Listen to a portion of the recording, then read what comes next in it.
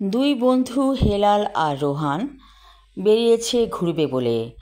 একটা বুড়ো রিকশাওয়ালাকে বলল হেলাল, চাচা মিয়া, আমাদেরকে সারাদিন ঘুরাবেন, কত নেবেন?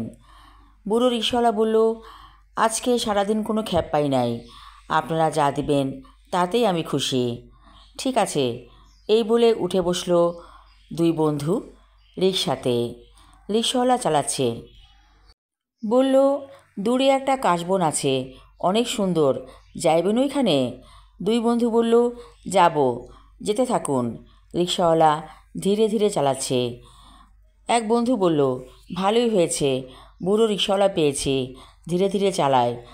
যুবক হলে তো অনেক দ্রুত চালাতো, ভালো লাগতো না, কারণ আমরা ঘুরতে বেরিয়েছি। রোহান বলল, বাসায় শান্তি নাই, সারাদিন বউটা ক্যাটকেট করে, অথচ ওকে ভালোবেসে বিয়ে করেছিলাম। সন্তানাদি হয়ে যাওয়ার পর কেমন যেন হয়ে গেছে আমার স্ত্রী, সব সময় খালি বকাঝকার উপরে রাখে, ভালো লাগে না। ছেলে মেয়ে দুটো হয়েছে বেয়াদব, আমাকে সম্মান করে না, ঘরে কোনো শান্তি নাই। এই যে এত বাজার হাট করে খাওয়াই, কোনো কৃতজ্ঞতা বোধ নেই, যেন আমি একটা রোবট, ওদের জন্য করিয়ে যাব। হেলাল বলল, আমার জীবনেও একই অবস্থা, কোনো শান্তি নাই। টাকা পয়সা বাড়ি গাড়ি করলাম কাদের জন্য? ওদের জন্যই তো। তারপরে যেন আমার কোনো শান্তি নাই। ওরা শুধু আমার কাছে টাকা চায়, চাই চাই চাই। এত চাহিদা পূরণ করেছি, আর কত চাহিদা পূরণ করব? আমিও তো একটা মানুষ। দুই বন্ধু বলল, আসলে আমরা ধীরে ধীরে মৃত্যুর দিকে এগিয়ে যাচ্ছি ওদের কারণেই। মনে হয় সব ছেড়ে ছুড়ে চলে যাই দূরে কোথাও। বুড়ো রিকশাওয়ালা বলল, আপনাকেও শান্তি নাই এত কিছু থাকুনের পরও?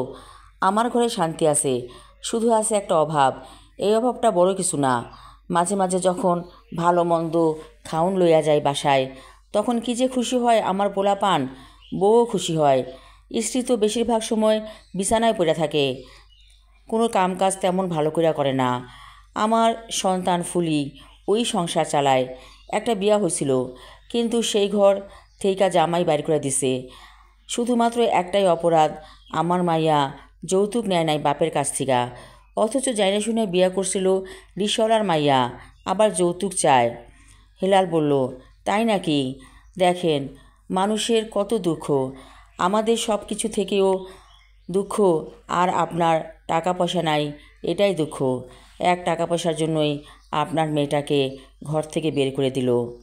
রিকশাওয়ালা বলল, ওই যে দূরে কাশবন, ওই কাশবনের ওই পারেই আমার বাসা, ছোট্ট কুটির, যাইবেন? হেলাল বলল, যেতে তো ইচ্ছা করছে, কিন্তু সঙ্গে তো কোনো বাজার করে নিয়ে আসি নাই, কী খাবো আমরা? বুড়ো রিকশাওয়ালা হাসছে খিকখিক করে, বলল, ওইখানে বাজার আছে ছোটোখাটো, কিছু বাজার করতে চাইলে করতে পারবেন। হেলাল বলল, চল রোহান, আমরা না হয় আজকে চাচার বাসায় যাই, আজকে আমরা দেখব উনি কত সুখী। ঠিক আছে, চল দেখি কি অবস্থা। তারপর রিকশাওয়ালা রিকশা চালিয়ে নিয়ে আসলো সেই কুটিরের কাছে, এবং সত্যি ওখানে একটা বাজার আছে, ছোটোখাটো একটা বাজার। হেলাল বলল, চাচা মিয়া, আপনি ইলিশ মাছ খাইতে পছন্দ করেন? চাচা মিয়া বলল, ইলিশ মাছ আবার কে পছন্দ না করে, কিন্তু পামু কই, মাঝে মাঝে জাটকা কিন্না খাই। জাটকা কি আর বড় ইলিশের মতো স্বাদ? সেটা তো অন্যরকম। রোহান বলল, যদি এখানে ইলিশ মাছ পাই, ইলিশ মাছ কিনবো। ঠিক আছে। রিকশাওয়ালা বলল, আচ্ছা চলেন।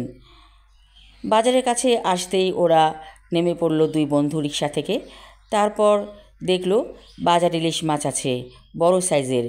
একটা ইলিশ মাছ কিনলো হেলাল, বাকি বাজার সদাই করলো রোহান। তেল টেল যা কিছু নেয়ার সব কিছু নিল। রিকশাওয়ালা বলল, আসেন আমার সাথে। দরজায় বসেছিল ফুলি, ওদেরকে দেখে অবাক হয়ে গেল। ও আব্বা, তুমি কারে ধরে আনছো? এনারা তো বিশাল বড় লোক। ওরা হেসে বলল, আমরা বড় লোক না, আমরা দুঃখী মানুষ। তোমাদের বাসায় আজকে আমরা 4টা ডাল ভাত খাবো। তাই নাকি? আসেন। ওরা বুদ্ধি করে চাউলও কিনে এনেছে, জানে গরিব মানুষের ঘর চাউল নাও থাকতে পারে। ফুলির মা বলল, ও আল্লাহ, কি করছেন আপনি? বড় বড় মেহমান লই আইছেন, আসেন বাপজানেরা, ঘরে আসেন। ভাগ্য ভালো ঘরে একটা ছোট ফ্যান ছিল, সেই ফ্যানটা ছেড়ে দেওয়া হয়েছে, এবং দুই বন্ধু বসলো বিছানাতে, যেই বিছানাতে একটা পাটি পাতা আছে। বুড়ো রিকশাওয়ালা বলল, আপনারা আরাম করে বসেন, আমি ঠান্ডা কিছু কিনা নিয়ে আসি। আরে না না, লাগবে না। তবুও বুড়ো রিকশাওয়ালা বের হয়ে গেল। কিছুক্ষণ পর একটা বড় পেপসির বোতল আর বিস্কিট নিয়ে আসলো। সেই পেপসি ঢেলে দেওয়া হলো গ্লাসে। ওরা খাচ্ছে পেপসি, ভালোই লাগছে। ফুলি আর ফুলির মা রান্না চড়াতে বসলো। মাছটা কুটা বাছা হয়ে গেছে, এখন রান্নার পালা। দুই বন্ধু বলল, আপনারা রান্না করতে থাকুন, আমরা ওই দিকটায় ঘুরে আসি। ঠিক আছে, আমরা রান্তাছি, আপনারা ঘুরে আসেন। দুই বন্ধু ঘর থেকে বেরিয়ে এলো। দূরে কাশবন, কাশবনের কাশফুলগুলো যেন মনে হচ্ছে ওদের চুলের মতো হাওয়ায় দুলছে। রোহান বলল, আমরা কত বুড়ো হয়ে গেছি, তাই না? জীবনটা কিভাবে চলে গেল? টাকা পয়সা ধন দৌলত সবই হয়েছে, শান্তি নাই, শান্তি নাই। ঠিকই বলেছিস দোস্ত, শান্তিটা আজ আমরা খুঁজে নেব এই বুড়ো রিকশাওয়ালার বাসার থেকে। ঠিকই বলেছিস, আজকে আমরা দেখব ওরা কত সুখী। দুই বন্ধু ধীরে ধীরে হাঁটতে লাগলো কাশবনের পাশে দিয়ে। আমি আমার লেখা ছোট গল্প অবিরাম বর্ষণ পর্ব 1 পড়লাম। পরবর্তী অংশ থাকবে আগামী পর্বে। ধন্যবাদ।